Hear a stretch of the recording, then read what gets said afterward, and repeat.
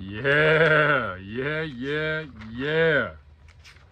What is going on, Fight Night Gang? Welcome to episode 55 of the Fight Night Forecast, where we highlight, recap, and cover all things boxing, baby. Let's go. We got another big episode for you guys today. Let me find my page real quick. You know what I mean? Your boy accidentally dropped his book, lost his page. You know what I mean? Man, blessed to be here with y'all today. I got the energy for y'all today, man. So I'm ready for whatever comes this way in the episode. You feel me? We already got somebody in. Let's go.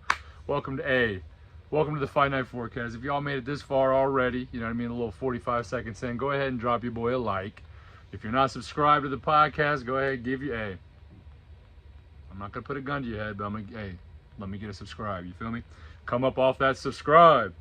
But not for real. Appreciate y'all rocking with me, man. If you guys are, if you love boxing and you're new to the channel, give me a follow, man. We bring the heat, baby. That's all we do is bring the heat. So let's get right into it, man. We got a lot to talk about. I only got a little bit of time, man. I got a playoff flag football game that I got to go play here in a bit, man. So you know what I mean. It's playoff fight night, baby. You know what I mean. I gotta walk around like I got an S on my chest, as they say. Gotta go out there and be Superman, you know what I mean? But or as some people say, the dollar store brand Travis Kelce, but we ain't finna talk about that. I got hands though, don't play with me. All right, bet let's get right into it though. Let's talk about this past weekend. We had a lineup of phenomenal fights this past weekend. Some people are gonna kind of hate a little bit, being as Shakur was one of the big names, and Shakur's gathering a lot of hate right now. But we're gonna talk about that in just a minute. So let's start though. That DAZN card with William Zepeda and Giovanni Cabrera. Really, there wasn't much to the card. They had some good fights on there, but really the main event was the biggest hit on that card, if you will. And William Zepeda ended up taking out Giovanni Cabrera with a round 3 body shot. So Zepeda, you know what I mean, doing his William Zepeda things, working the body heavy, looking good, putting a lot of pressure, smothering. So I mean, that's kind of what it was, man. It was just typical William Zepeda. He's going to be moving his way up, man. You know, I think he's going to be continuing to put on good shows. And I want to say he's got to be close to another title shot. Let me see here 1 second. I'm trying to remember if he has had a title shot in the past. I could be tweaking. You know what I mean? Your boy be tweaking sometimes. Let's see what we got here. 31 bouts. Oh, I think he has been a champion in the past, if I'm not mistaken. I always be, sometimes you get mixed up on these names, bro. Because there's so many Zepedas. Maybe he hasn't been a champion. Maybe I'm tweaking. I'll have to look into that. Let me see. William Zepeda champion. See, listen, because your boy's about to do his research, you know what I mean? Let's see. William Zepeda. He's only held the WBA Continental America's lightweight title, and so he doesn't have a world championship yet. But it says William Zepeda challenges champion to fight after beating Giovanni Cabrera. So, my point exactly. We got to be seeing him in a title shot pretty soon, especially with the way he's been looking. 31-0? Man, dude's dogging out, bro. All right, so let's move into the Nate Diaz, Jorge Masvidal, UFC turned boxer extraordinaire fight night. You know what I mean? So let's start out though. We had Carmel Moten. He moves to 4-0 with another knockout. I think he's 4-0 now with 3 knockouts. We had Amado Vargas, who is part of the Vargas dynasty. Fernando Vargas's sons. So we got Fernando Jr. is the oldest, then we got Amado is the middle, and then we have Emiliano Fernando Vargas. He's the youngest, and I mean, a lot of people were hating on that middle kid, Amado, because he just hasn't fought really a big name yet, a little untested, whatever the case may be. But all I'm trying to say is, electric fight that him and Sean Garcia had. Sean Garcia is the younger brother of Ryan Garcia, if you are not familiar. They put on a show, man. Honestly, that might have been one of my favorite fights of the whole weekend, was watching that. Those guys really laid it all on the line. Two young studs, man, out there doing their thing. And they look good. I thought that Sean looked good too. People were hating because he's Ryan's brother. Thought he looked really good. I think he made it competitive in the beginning. I think that he just ended up falling victim to a lot of body shots. Mato did a really good job of working Sean's body, taking care of that southpaw versus orthodox lead foot battle. And I think that I think he just ended up being the better fighter that night. No knock on Sean. I think Sean's gonna still do big things in the sport if that's what he chooses to do, and continue on. But I think that he got smothered. He just got caught with a better game plan. And at the end of the day, the fighter that prepares more, and the fighter that works. I don't want to say works harder, but in a way works harder, takes it. You know what I mean? So very electric fight. Excited to see what both of these guys have left. I mean, Sean. They laid it all on the line, bro. Sean got knocked down. He took body shots, and Amato on the other end, he took heavy shots, heavy left hands from Sean. I thought it was a really good fight. Honestly, I'm telling you guys, that's easily probably my second favorite fight of this weekend, and the other one might surprise you. All right, but anyway, so moving on, Chris Avila beat Anthony Pettis, and from what I saw, that was kind of a weird fight, man. A lot of lunging, a lot of weird footwork, a lot of just all type of I don't know, just very unconventional boxing. But Avila won by unanimous decision, and then Shane Mosley Jr. He beat Danny Jacobs, former world champion. Shane Mosley Jr., obviously the son of Hall of Famer, Hall of Fame boxer Shane Mosley Sr. But yeah, so he ended up winning 99-91 twice, and then 190 on the third judge's card. So pretty wide victory there for Shane Mosley Jr. I'm excited to see what's next for him. Then we had Nate Diaz and Jorge Masvidal. Ended up being a majority decision. They went 10 rounds. Let's see, they had a 98-92 for Nate, 97-93 for Nate, and then a 95-95 was what that third judge had. They had a draw. You guys know how I feel about this. There was a little bit of a controversy, possibly that, they're saying that it might have been a robbery. They think that a lot of people thought Jorge Masvidal might have won. But if you go look at the CompuBox numbers, Nate was definitely the more active fighter. I think he ended up landing more punches, if I'm not mistaken. Definitely had more significant shots. I thought it was a cool fight. Good fight. I think Nate at the end was kind of like, I want to. He's like, I want to challenge Jake Paul again. He's talking about he wants to fight some boxers that may not have the biggest name but are deserving of the spotlight. Stuff like that. So Nate's trying to put some people on. Then he actually said at the end of the interview that he wants to become UFC champion again. So we'll see what's in the cards for that. That might be listen, we've seen, all I'm gonna say is we've seen crazier. That's it. That's all I'm gonna say. That's all I'm gonna say. I ain't gonna say nothing else on the topic. But you guys know me, Jorge Masvidal is I like Masvidal, and I actually picked Masvidal to win. So you boys wrong. That's cool. But I'm not gonna come on here and tell y'all that it's a robbery. Just because I was wrong on the pick, I'm not gonna be like, oh man, but it was a robbery, because it was not, bro. I think Nate won the fight. I think there was a little slop towards the end of those rounds, but it is what it is. So let's keep it moving. Let's talk about on July 6th on the top ranked card. We had the Shakur Stevenson versus Artem Harutyunyan, but on the undercard, Kelvin Davis, who's the younger brother. I want to say younger, maybe older, could be wrong. All I know is he's a brother of Keyshawn Davis. He won by majority decision. Abdullah Mason, he beat Luis Lebron by third round TKO. So Abdullah Mason, enough said, he's doing Abdullah Mason things, working his way up the ranks. Then we had Keyshawn Davis, which I told you guys that Sean Garcia and Amado Vargas was my second favorite fight of the night. This was my first favorite fight of the night, and I'll tell you why. Keyshawn Davis won by unanimous decision. A lot of people are like, man, I wish they would have got him out of there. Nah, I'm cool, bro. I'm cool. Because listen, we're watching Keyshawn Davis get better and better every single fight that he's in. I thought he had insane footwork.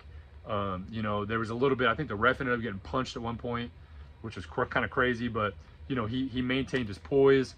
You know, he looked, honestly, I'll tell you, he's starting to look like a veteran fighter. And he's not, what is he, 10-0, 11-0, something like that, 9-0, something. Maybe he's 13-0, it could be, I don't know. But nonetheless, man, he's looking at more and more like a veteran fighter every single time he comes out. He's looking better and better every single time he comes out. You know, his mentor will be, you know, is most likely Terrence Crawford in a lot of ways. Like, you know what I mean? You got to think Terrence Crawford's the biggest, I'd say one of the best athletes in the sport of boxing right now when it comes to just general athleticism. So, you know, because bro can wrestle, I don't even know, probably drive NASCAR. Like, you know what I mean? He could do all type of, you know, different athletic things, bro, even outside the ring. So, you know, he's got a good guy in his corner like Terrence Crawford. He's being trained by Bomac. I think Bomac is just tuning this kid into a machine, bro. I really think he is. I think he, I don't know, man. Because, I mean, you know, a lot of people are like, oh, man, you know, Bomac has had it easy having Terrence Crawford, this and that, blah, blah, blah. But now we're seeing Keyshawn Davis almost turn into a mini version of Terrence Crawford starting out. I'm not saying he is. Before y'all get in the comments and start saying, oh, Fight Night, you're wigging out, bro. You're thinking too far ahead. I see what you're saying. He's not quite tested yet. But I'm just saying that Keyshawn Davis is looking better and better every single time he comes out. And that's what you want to see in a young fighter. You know what I mean? That's just is what it is, man. It is what it is, and it is what it ain't.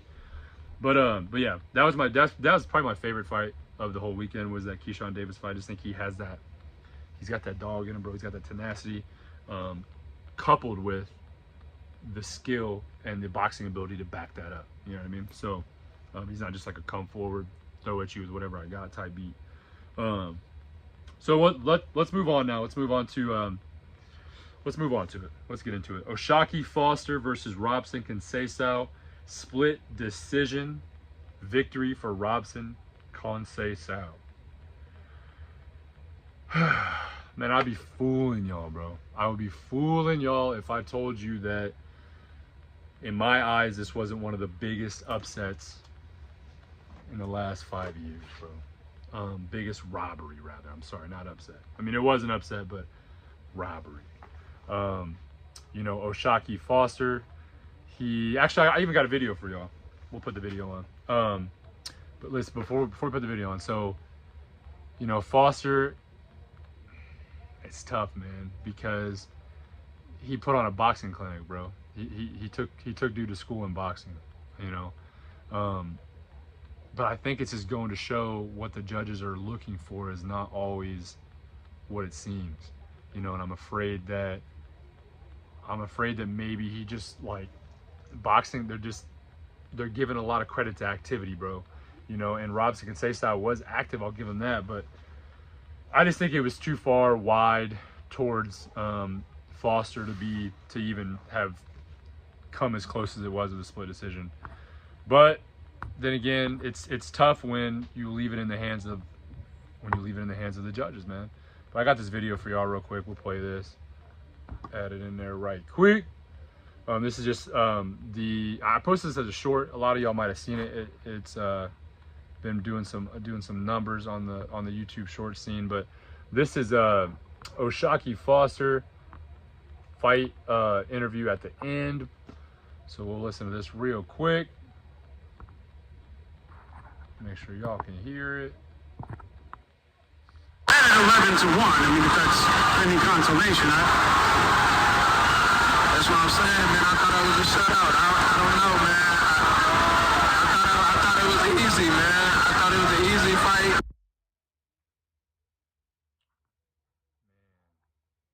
So you got a fighter saying on one end that he thought it was an easy fight, thought it was a shutout. You know, it's just tough. And a lot of other people saw it that way, man. I saw it that way. I was very surprised when I heard the judges' scorecard. At the end of the day, a lot of people have asked me, like, yo, how can we combat this, man? And I mean, it's tough, man. Judging is judging. I mean, does boxing need a judging overhaul, bro? Does boxing need to have some sort of oversight committee on these judges? You know what I mean? I mean, we can go on and on about different things, man. I just don't know what to say. But I mean, do we have the ability to be like, if enough people, not enough like people like us, but enough people that hold weight in the judging community disagree with a disagree with a call, do we have the ability to maybe turn something into a no contest, man? Like, you know how Devin Haney got turned into no contest against Ryan Garcia, but I don't know, man. I don't know, man. It's tough to see though, because you hate it, because O'Shaquie Foster really did nothing to lose. Barely got touched. Got caught with a headbutt at one point. That affected him a little bit, but other than that, you know, he boxed beautifully for 12 rounds.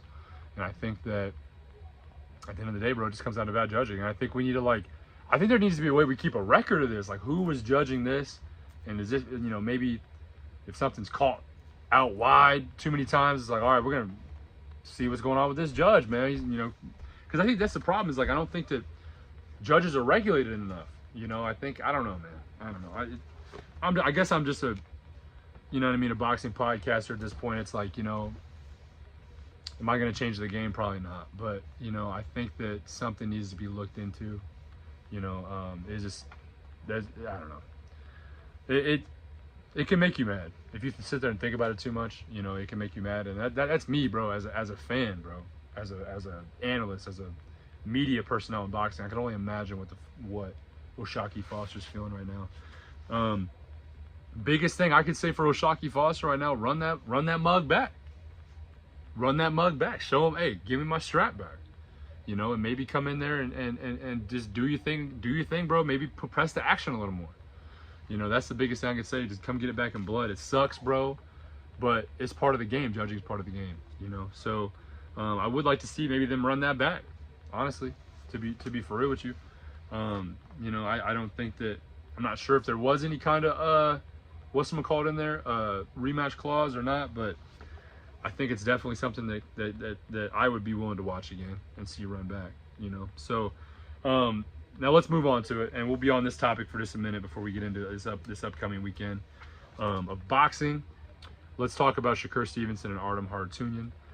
So Shakur Stevenson won by a pretty wide margin, unanimous decision. Shakur Stevenson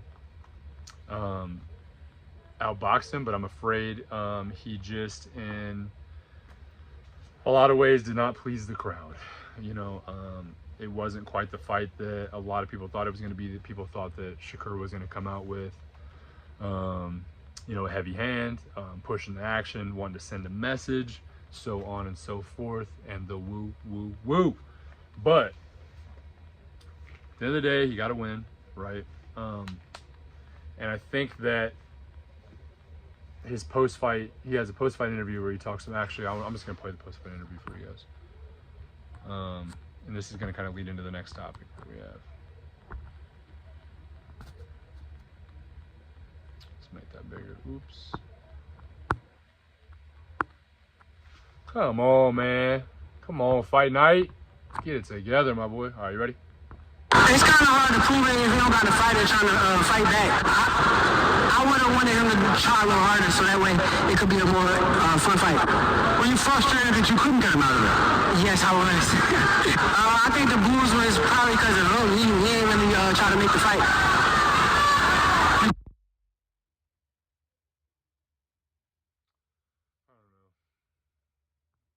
I think that the truth lies somewhere in the middle there. I think that, do I think, yes, this wasn't the best matchup for him? Correct. I think I agree with him on that. This is not the best matchup for him. Harutyunyan was not engaging as much as we were hoping he was going to. We kind of knew that going into it. We've seen him fight Frank Martin. He didn't. I told you guys last week. Told y'all last week that this was not going to be a good matchup for him. But what do?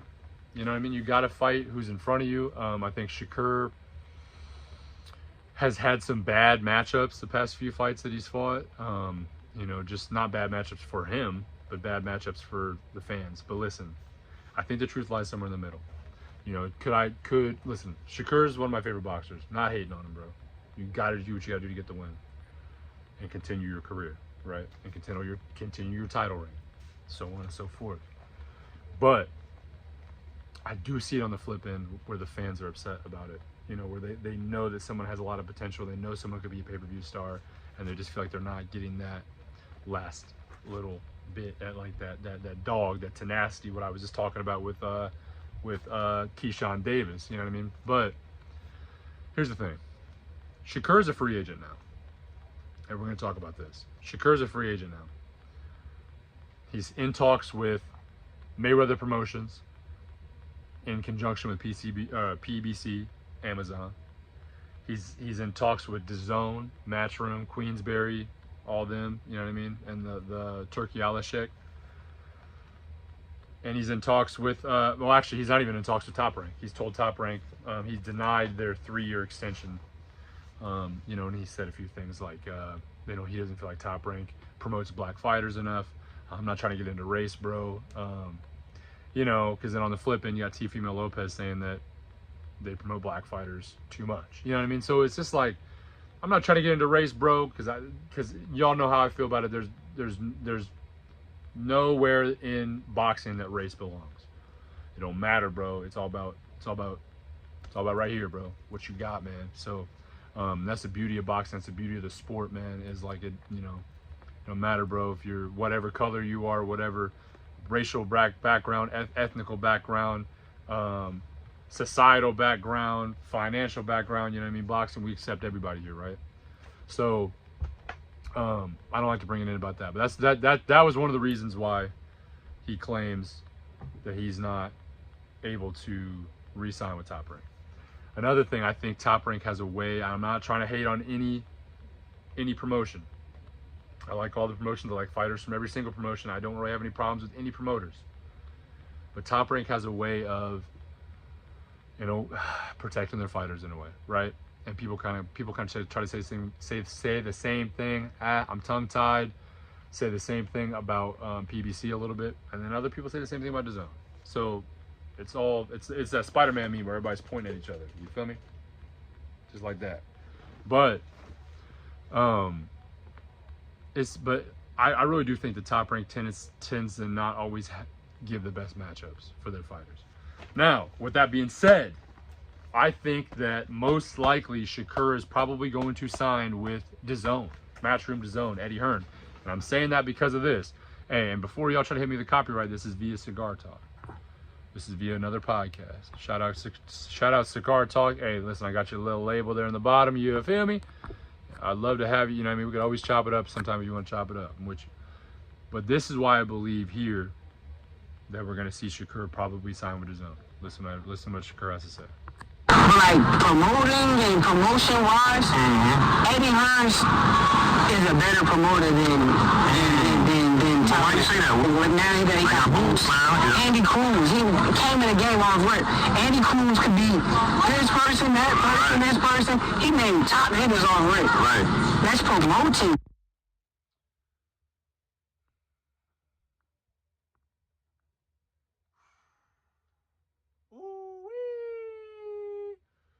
Yeah, man.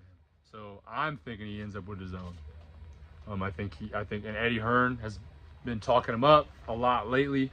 You know, I think we could see him with DAZN. I could see him. He's been on the, you know, he's posted videos of him on FaceTime with Floyd Mayweather though. You know, so Floyd Mayweather in conjunction with whatever, you know, PBC or whatever the case may be, could be an option too. I don't know exactly how Floyd's signing his fighters or, you know, how he's working them deals. But, you know, I think that him being under the umbrella of Mayweather Promotions is a possibility too. We already see Carmel doing it. We've seen Gervonta do it in the past. You know, I mean, I could actually see that being a good thing too, because Shakur's having to drain out a lot of the same noise that Floyd Mayweather had to drain out in points of his career also, you know, where he was called a boring fighter, this and that, woo. But, you know, I think the big difference is Floyd was doing, you know, Floyd was considered a boring fighter against a lot better talent than Shakur's ever fought, right? Because, you know, when Floyd was Pretty Boy Floyd in the lighter weight classes, he was banging, knocking these mugs out, you know what I mean? But it wasn't until he got up to like them bigger weights that he really didn't belong in, 147, 154, where he kind of had to turn into a more defensive fighter, a boring fighter in some people's eyes. I don't think so, but a lot of people do. Against these guys that were bigger fighters that belong to that weight class and better competition, you know. So, because you got to think, you put Floyd against a 12-1 Artem Haratunian, bro, he's getting him out of there. You know what I mean? So, nonetheless, listen, Shakur's catching a lot of hate. I do think he ends up with DAZN, and I think he gets his wish, bro. I think with DAZN he gets his wish, bro. I think because listen, DAZN, we've seen it, bro. We've seen all these fighters come from other promotions. Anthony Joshua did not lie, not Anthony Joshua, but what's his name? The Bronze Bomber, Deontay Wilder. Who else do we see move over from different? What's his name? Tyson Fury came from Top Rank. We're seeing these guys, bro, come over from these other promotions, bro, and they're all, especially someone like Shakur who calls people out all the time. I think the first time Shakur, if he signs with the Zone, the first time Shakur calls somebody out crazy, Eddie's gonna be like, bet, let's make the fight. And the fight's gonna be made. And I think we're gonna see Shakur in tougher fights, bro. That I think is gonna force him to either get better, or or not get better, but force him to show his full potential when it comes to his offense. Because, like, bro, in the corner, bro, his grandpa was telling him to let go of his hands, bro. Like, Shakur, bro, listen, if you ever end up watching this, bro, I got nothing but love for you, bro. But I think the problem is people are frustrated because they know that Shakur has more potential than what he's showing. And he's an extremely good defensive fighter, and we love that. But we've seen it in the Valdez fight. We've seen it in a few other big fights, earlier in his career. Bro's got the pop. He's got the power. He's got the ability. He can put combinations together. He's got the ability, bro. And you know me, bro. I'm not hating on nobody, bro. I do nothing but promote positivity on here, bro. But when you don't see a fighter hit their full potential, bro, it's frustrating, man. I get it on y'all's end, bro, on the fans' end. I get it. And they showed people walking out of the fight. They got Timmy Bradley on there saying, well, I'm grabbing a cup of coffee, I'm going to fall asleep. And, then Shakur gets on there and he says, people are paying Top Rank people to say that. And he's getting booed in his hometown and, like, all this crazy stuff. And who knows? The truth probably lies somewhere in the middle, bro. People are probably unhappy, but there's a lot of people that probably love him, too. So it's just one of them things you just got to deal with, man. And it's just, you're not going to make everybody happy, bro. But at the end of the day, people are acting like bro lost, bro. Bro did not lose. He won a wide decision fight. Just because you thought it was boring doesn't mean, everyone thought it was boring, or whatever the case may be, So, it's nasty work, baby. You know what it is. Nasty work. So, I don't know, man. We'll have to see what's next for Shakur. I think that he does sign with his own. I think he's going to get some big fights coming his way because he's going to call people out and get them big fights.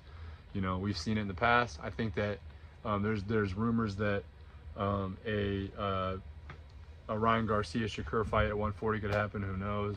I know Ryan's wrapped up in this Devin Haney malarkey and is suspended and all this kind of stuff, but who knows? I imagine he's going to possibly try to take the winner of Lomachenko and Gervonta Davis, if that fight happens, which it's slated right now for possibly November. They're in talks for right now, so wouldn't mind seeing that unification bout. You know what I mean? Could see him against maybe Keyshawn Davis. I don't know, bro. I mean, we got 135ers out, out the ass, you know what I mean? So there's plenty of fights to be made at 135, We'll just have to see. I think we'll just have to see what happens next. But I think he's gonna get what he asked for, and he's gonna have to show that next gear. Like he said in that post-fight interview, he was saying, I feel like I just need to fight a fighter who, wants to fight and brings that out of me. Well, if you go to the Zone and you're calling out all these big names and you get them, bro. You know what I mean? If you're out here calling out Ryan Garcia or whoever the case may be, Turki Al-Ashik's gonna make that happen. Eddie Hearn's gonna make that fight happen. They ain't playing on none, bro. Right now, I think DAZN's putting on some of the best fights, and I would say PBC's very close behind him. Canelo is another example. Canelo went to DAZN, lost to Bivol, bro. All these big names, bro. These people are moving to DAZN, and they're getting these tough fights, bro. They're not getting these easy fights. This is not what it is. The Zone's just not about that, bro. And I don't think PBC's really about it either.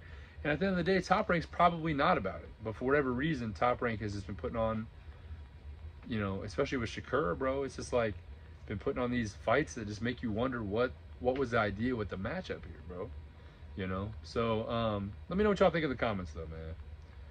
I like Shakur. I think, could we see some more from him? Yeah.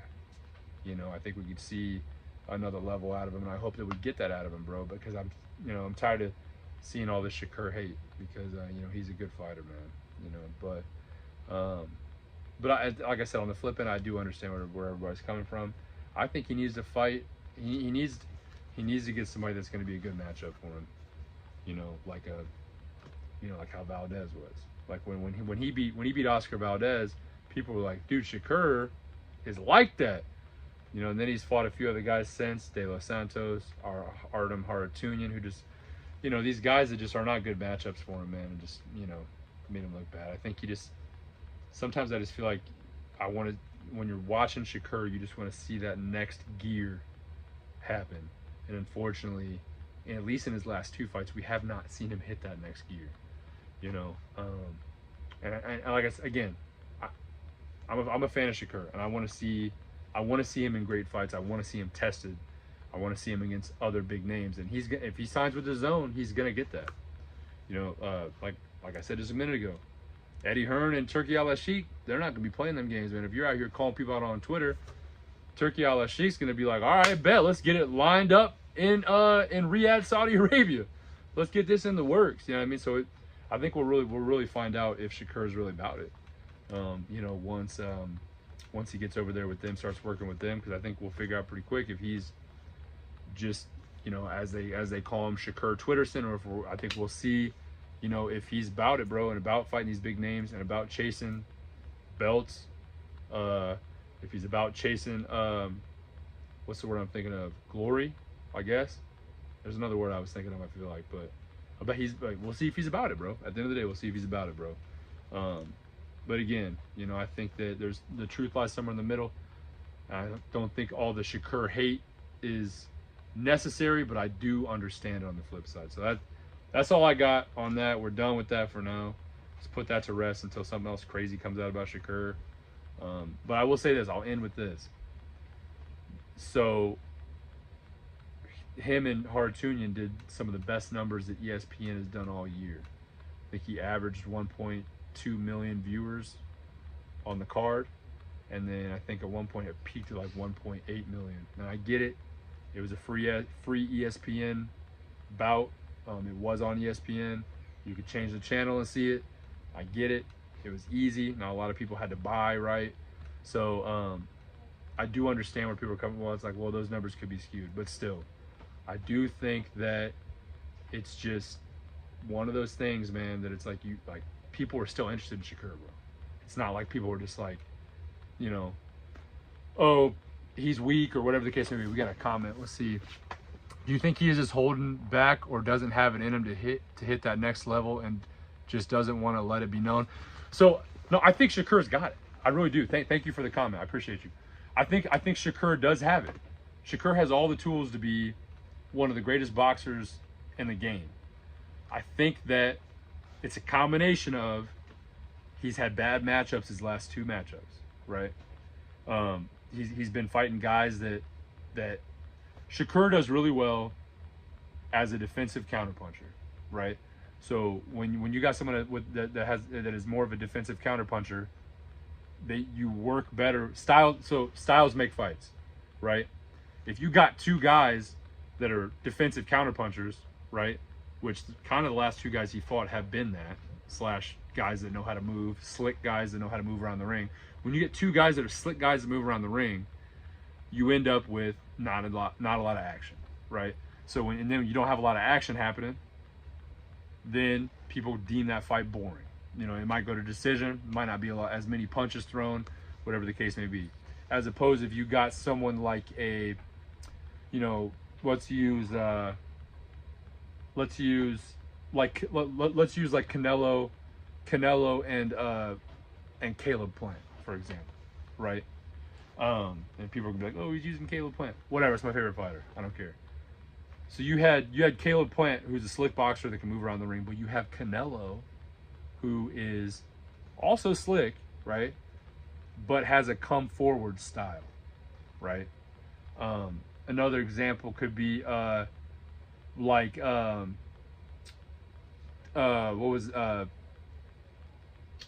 Spence and old boy, what's his name? Sean Porter, right?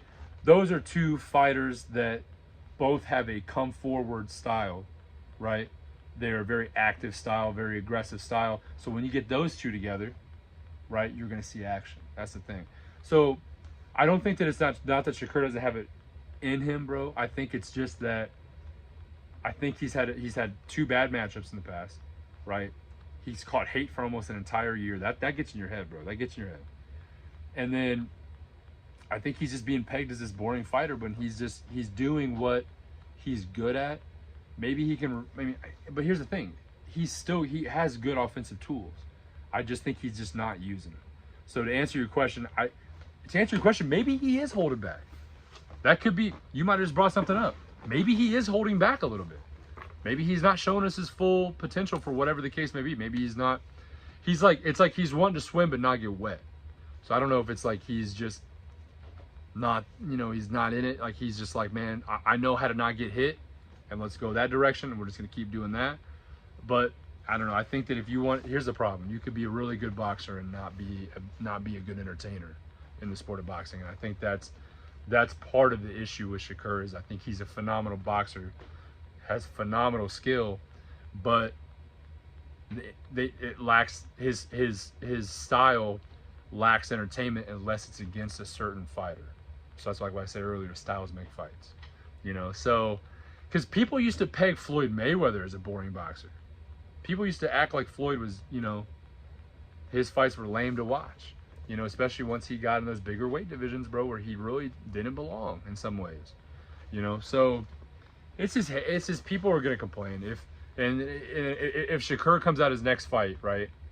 Shakur comes out his next fight, he just comes swinging, right? Comes swinging for the fences, brings the action, does whatever the case may be, and ends up losing or getting knocked out.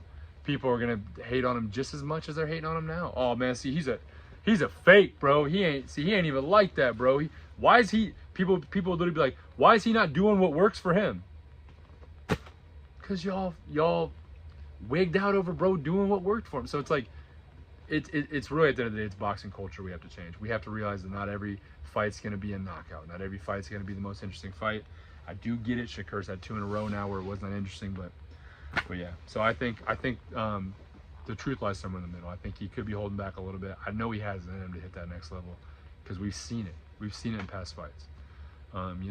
So I think also too, like, I think he's big for that division. I think maybe he's got to move up to 140. I don't know. Maybe he just doesn't have the pop at 135 right now because he's weight draining himself. We saw that with Devin Haney.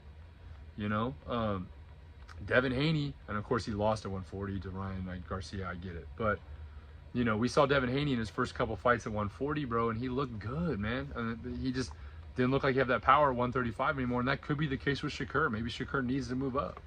Maybe he's afraid that his power's not matching up at 135 right now because he's draining himself down. So I don't know. We'll have to see.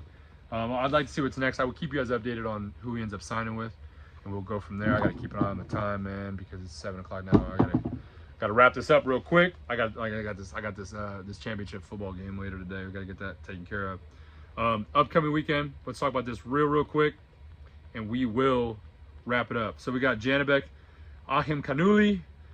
He is defending his WBO and IBF middleweight titles against Andre Mikhailovich on that undercard. That should be a really good fight. If you guys know, you guys might know Janibek. I did an episode on him a while back. I think he's the next Triple G, possibly 160. We got Ray Murataya fighting Tevin Farmer. 10 rounds at lightweight. Ruben Villa fighting Suleiman Segawa. 10 rounds at featherweight. Jonathan Lopez versus Leonardo Padilla. 8 rounds at junior lightweight. Charlie Seehee versus Ricardo Quinoz. I think Quiroz. 8 rounds junior welter. And then that's going to be a good bout. ESPN Plus on that card. I'm gonna hit this Boots card real quick, and then we're gonna bounce. Your boy got to get out of here. But listen, I know this is kind of a quick overview of everything, but I promise I'll go into more in depth after the Boots card. We'll talk more about Boots and his crap. ESPN. All right, we're gonna run through this Boots card real quick. Big fan of Boots. Y'all know I love Boots, man. One of my favorite fighters in the game right now. All right, Philadelphia on DAZN. Jaron Ennis versus David Avaniason. David Avaniason fought Terrence Crawford. I think he got knocked out like between the 6th and 8th round. Or TKO'd or something like that. Body shot, somewhere along the line. This is for Ennis's IBF welterweight title. Big fan of Jaron Ennis. I think he's a pretty wide favorite. You know what I mean? I'll have to convene with all my betting guys to figure something out. I'm thinking Jaron Ennis knockout. That might not be the most favorable odds. Maybe we'll mess around and look at a decision. I don't know. I'd be surprised if Avaniason goes 12 rounds with Jaron Ennis, but we will see. On the co-main, you know what I mean? Listen, on the co-main, I got my boxing bay. Sky Nicholson versus Diana Vargas. Big fan of Sky Nicholson. She's my favorite woman boxer right now. Like I said, she's my boxing bae. Listen, if you're trying to get on an interview for the podcast, let me know. Let me know, Sky. Listen, I'm here for it. Let's hit it. Let's run it. Especially after this dub. You know what I mean? Let's get you this dub this weekend. Then let's look at you coming on the podcast. You know what I mean? I'd love to have you on. I see you got your little YouTube channel going on, so let's link. You know what I mean? Come on, Boxing Bay. But I think she's been looking good. I think she's moved. You know, she's WBC WBC women's featherweight champion right now. You know, it's cool to see because I've been watching her for a little minute. It's cool to see that she's almost the person getting called out now. She was the one that was calling people out for a long time. I want to fight this. I want to fight you. I want to fight you. And now it's like people are like, okay, we see you, Sky. Now we're gonna start calling you out. So, but she's got her hands full this weekend. Diana Vargas is a good fighter. I do believe Sky Nicholson takes it, not being biased, but I think she's got some bigger fights down the road that is gonna, you know, come to fruition. So, make sure I thought I might have another comment. Then we got Christopher Diaz versus Derlin Hernandez Geraldo, 10 rounds junior lightweight. Then we got Jaleel Major Hackett versus Pistol Pete Dobson, 10 rounds at welter. Khalil Coe versus Manuel Gallegos, 10 rounds light heavyweight. Big fan of Khalil Coe. Follow him on Instagram. Been following him for a while. Christian Cardo versus Carlos Buitrago, 8 rounds bantamweight. We got Ismail Muhammad versus Frank Brown, 6 rounds junior welter. Then we got Dennis Thompson versus Fernando Joaquin Valdez, 4 rounds at bantamweight. We got a good week. We got a good weekend of boxing, man. Hey, listen, and after Jaron Boots Ennis fights this weekend, we might have to see if I can get my boy Ed Peters on next week. Y'all know Ed. Everyone loves Ed. Our episodes when I got Ed on always do numbers, man. We be out here talking crazy. Ed's always got the hot takes. He's a big Jaron Boots Ennis fan though, so we're gonna see if we can get him on. But yeah, so listen, watch the fights this weekend, man. There's gonna be some bangers, bro, on DAZN. Top Rank's got a good card with Janibek defending his belts at 160, the new Boogeyman at 160, the new Triple G at 160, some might say. Well, listen, if you made it this far in the video, please do me a favor, drop me a like. If you watch the content and you like it, maybe you like me, you know what I mean, being a little extra today, talking about some crazy stuff, you know, go give your boy a subscribe, man. We just hit 3,500 subscribers. We are making our way downtown, walking fast, faces passing. You know what I mean? We are passing faces out here, man. We're killing it, man. Hey, listen, it ain't nothing on me, bro.